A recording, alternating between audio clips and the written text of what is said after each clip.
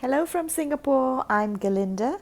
Today is May the 8th, day 32 of the circuit breaker period.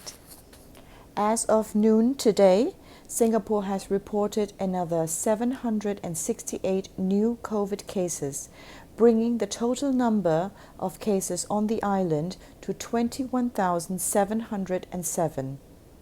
The circuit breaker in Singapore is in place until the 1st of June, although regulations are evolving all the time. You might find it difficult to keep track on what you can and cannot do during the circuit breaker period. Well, you're not alone. But one thing remains unchanged is stay home as much as possible. So the government has implemented some loosening of the restrictions. Since the 5th of May, TCM, traditional Chinese medicine treatment, has been allowed for acupuncture and pain management. Still not allowed is cupping, moxie treatment, and massage. We can also resume to buy certain snacks from standalone stores from the 12th of May. These F&B shops will be allowed to resume operations by then. Shops selling, for example, packaged snacks and loose snacks like nuts, potato chips, popcorns, cheese, and bakwa.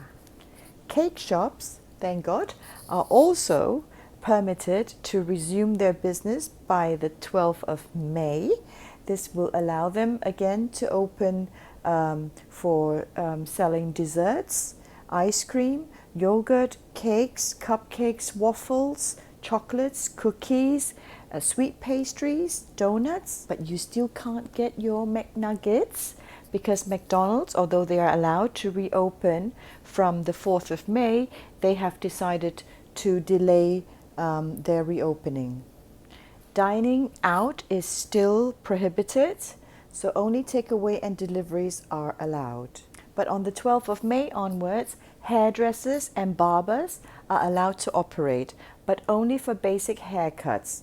All other services that take longer than 60 minutes has to stop. Yay, a shout out for me, because laundry service will be able to reopen by the 12th of May, which means I can take my laundry back to my friend, Uncle Cute, at Kopach Plaza.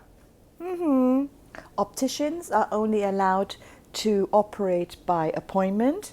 That will continue.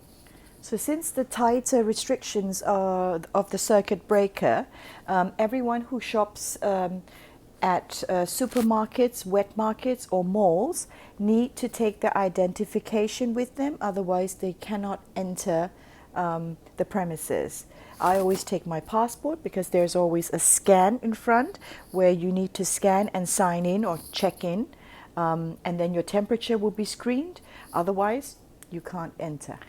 Sadly, all the sports and recreation facilities will remain shut. That includes condominiums, public areas, and hotels. So the pools and the gyms will continue to be shut. And of course, not to forget to mention, you can't leave home without wearing a mask, except when you're doing exercise, jogging or cycling. Kids under 2 are exempt from it as well. But if you're not wearing a mask and you're caught by an enforcement officer, you will be fined. Okay, so this is what we call a divine chicken pot. This is a chicken stew with celery, onions, chili, cooked for hours, served with rice, plain rice. And no Chinese meal is completed without a good bowl of soup. And this one that I've ordered today is a soup that contains peanuts, lotus roots. This is the lotus roots. Oh, it's crunchy and delicious. Chinese soups are usually cooked for many hours, simmer for many hours. And it's usually a thin soup, which I like. So this is the meal I'm sharing with you today. Well, a soup in in the Chinese cuisine is not always a starter. You eat together with your main dish on the side. So instead of drinking water, we drink soup. Oh my God, this is what we call lo fo tong.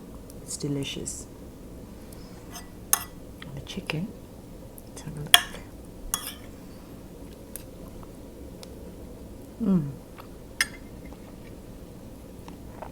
The real treasures of the soup lies on the bottom. So the soup is cooked with spare ribs, pork spare ribs. As I said, lotus roots, which is very, very delicious and crunchy, even if you cook it for a long time. And the weirdest thing that you might be able to find in a soup is dried octopus. Now, this is a chopped up one. There are bits and pieces of it, but this makes the difference. And also tangerine skin, tangerine peel. So this is basically the ingredients to make this delicious soup. I just need to share the beautiful view today from my room 2207. Look at the beautiful sky.